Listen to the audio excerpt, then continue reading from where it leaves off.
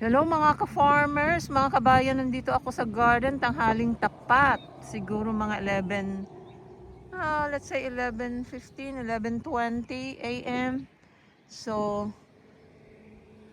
this is our row of um, shell pea.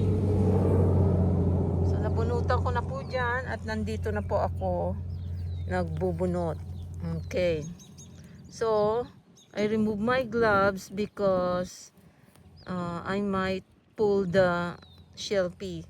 So I have 2 rows of shell pea. There, ang sweet pea first and second row. So this is shell pea. You don't eat the outer part, only the seeds. So when it is ready, um, just the ripe time of ripeness, then you harvest it and you remove the seeds, and that's your peas. The other one is a sweet pea that you eat the whole thing, like you put it in your stir fry or whatever food that needs uh, sweet pea. So this is how I do it now. After 3 times, maybe 4. Yesterday it rained too, on and off, on and off. So look at, guys. Yeah, that's the first one that I pulled weeds, and now they are growing. So that's the second row of sweet pea. In the first row, I did that the other day. Saturday? Maybe? What is today? Oh no, Monday. And then now this is the one I did. I did that yesterday. And now I'm here, but the heat is hotter today than yesterday, and I can feel if there's no breeze, I can feel that in my skin.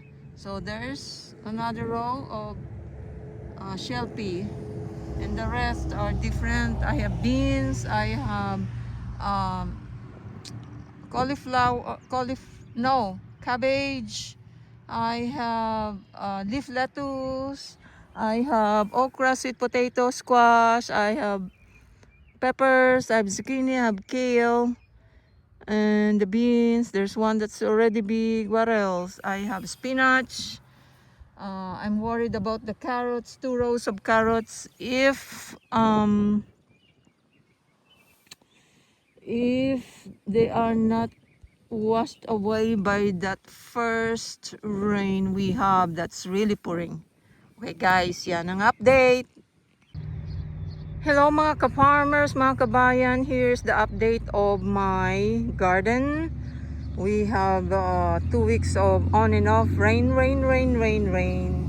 So Jerusalem artichoke, I'm gonna remove that. I'm just done pulling weeds. My carrots survived up to their long limes and carrots, and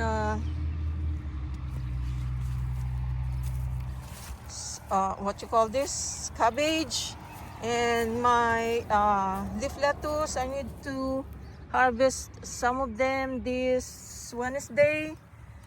See how the weeds are growing after too much rain.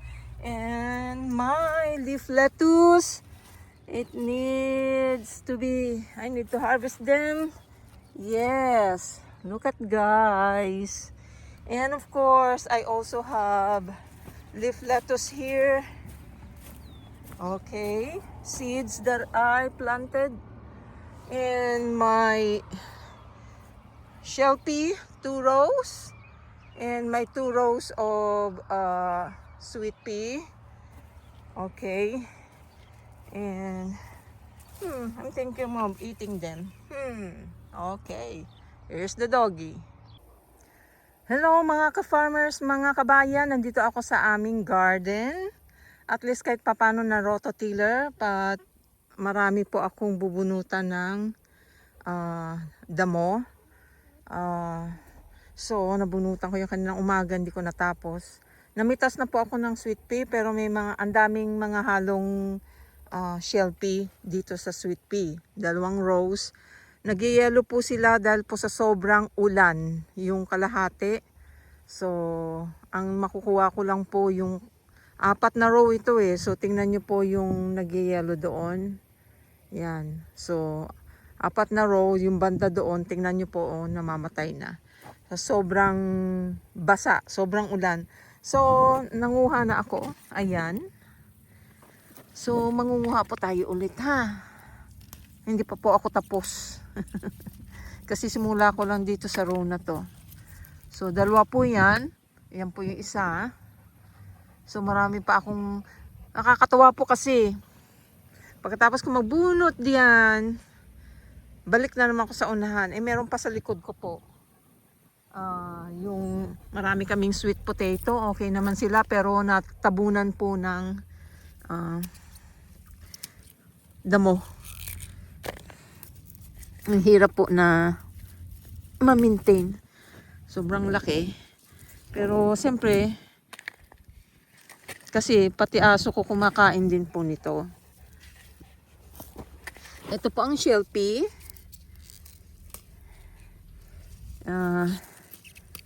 So, yan, ganyan. Maiiksi ang bunga niya. Buti nga nakasurvive pa sila dahil sa sobrang ano.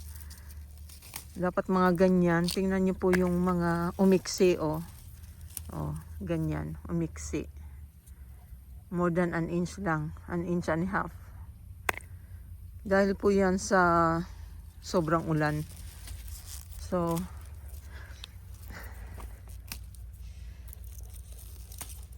yan.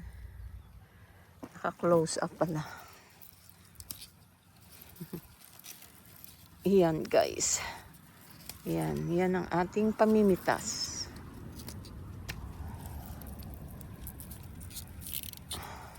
Nangingitim na yung kamay ko sa araw. Expose. Ayan.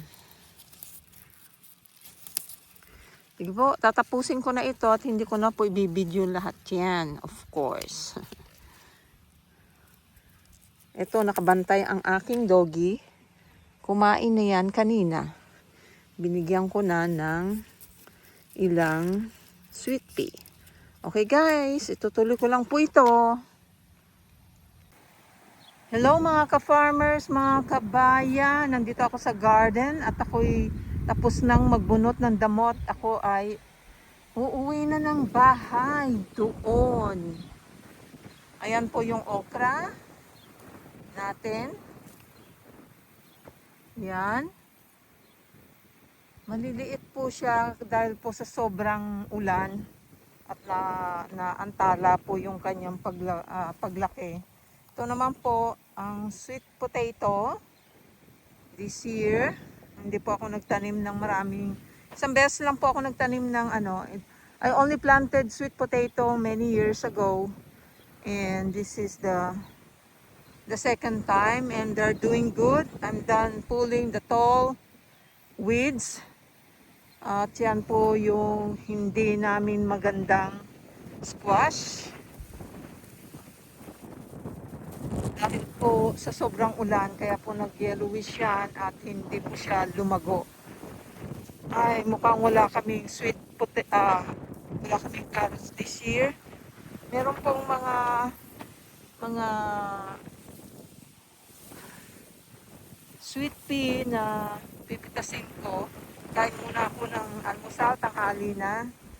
At 2 row, pero sinabi ko na sa isang video na because of too much rain kaya nag-yellowish. Ito, shell pea, lumago siya ng maganda, pero yung bandang dulo ay tingnan nyo po, oh, 99% tumubo po talaga siya lahat. Pero pa bandang tingnan nyo yung yellowish, yan po ay because of too much rain. Tapos, iilan lang po ang tumubo sa aking beans. At nagaantay ako ng vacuum sealer bag na in-order ko. Wala pa. Ilang tanim lang tumubo? 1, 2, 3, 4, 5, 6. 6 lang. So hindi ako makakapagpamigay. Katatapos ko lang po magbunot dito. At ito po ay bell pepper. Ang liit ng puno niya, namunga na. So naantala din po siya sa sobrang too much rain. So I don't know. Because I need to use the leaves too para sa tinola. At carrots, kasing taas na yung damo. Yung isa okay lang. Ito po yung carrots ko. Okay lang siya. Bandang dulo matataas ang damo. Ayan naman ang bubunuin ko. Dahil nag-babysit ako, kaya yun, hindi ako nakapagtrabaho. Nagaantay ako ng vacuum sealer bag dahil kinakain din po ito ng aking dog, kaya magba-vacuum seal ako ng marami. Dahil last year, pinabayaan ko, hindi ako nag-vacuum seal. So ayan po, nag-add ako ng ilang row. 99% din po tumubo yung mga seeds. Tapos yung aking